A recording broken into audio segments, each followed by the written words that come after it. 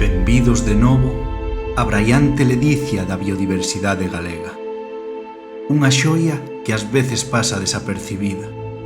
Nesta terra de meigas e contos do lobo que se mesturan co murmullo do mar e o voar de milleiros de aves. Afonda nesta terra de loita e vida. Benvidos de novo a Poemas da Natureza.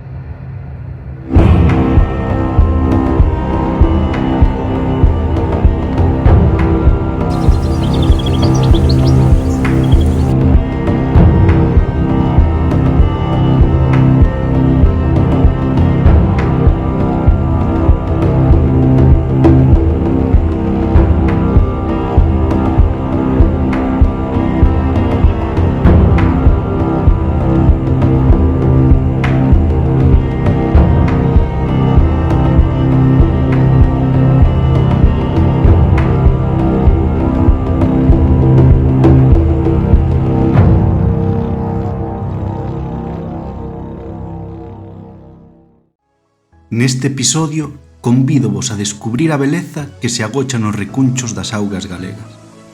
Paisaxes perfectas para a contemplación da flora e a fauna autóctona.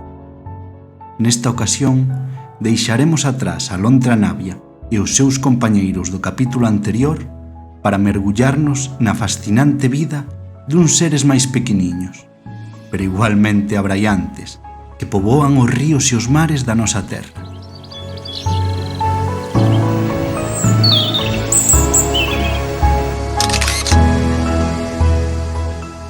Picapeixe, para min, unha das aves máis fermosas que se poden atopar. Tan rápido que asemella un foguete azul cruzando o río, un ser que apenas se detén un intre para observar a súa presa dende os pousadoiros que frecuenta. Se algunha vez tes a chorra de atopar un picapeixe parado nunha pola, agarda un intre, porque a mesa está posta e é a hora de xantar.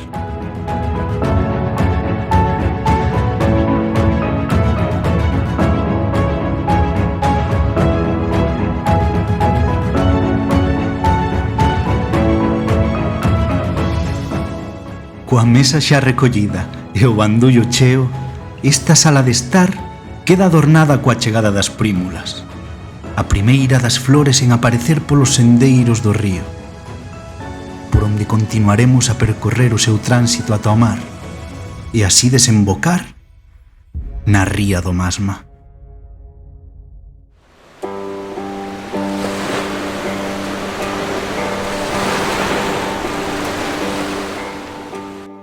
Declarada zona de especial protección para as aves, e non podería ser menos tendo en conta a vida que aquí se agocha. Comezando polo mazarico real, a maior das nosas limícolas, que se considera unha especie en perigo crítico como reproductora nas nosas costas. Moitos parches de matorral nos que nidificaba o mazarico foron arrasados pola codicia do eucalipto, mermando así as súas opcións de cría no noso terreo. Sen embargo, o mazarico segue a visitar as nosas rías no inverno, sondando co seu enorme pico os bancos de limo na procura de invertebrados, onde tamén é común atopalo xunto con outras limícolas, como a píllara cincenta ou o bilurico de patas verdes. Fermoso nome en galego para un ave que mancha as súas patiñas no limo desta ría, onde se protexen dun cantábrico que ruxe con forza.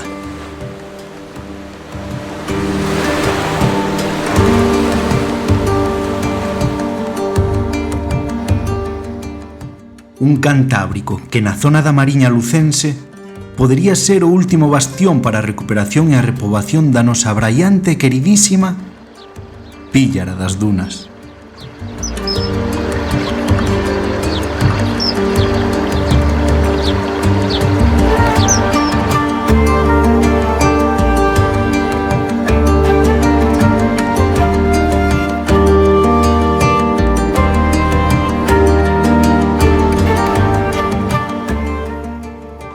Galicia, terra meiga, berce dos meus soños, en ti está a maxia, o encanto eterno, o cheiro do mar, o tacto do vento, a forza dos ríos a paz dos bosques.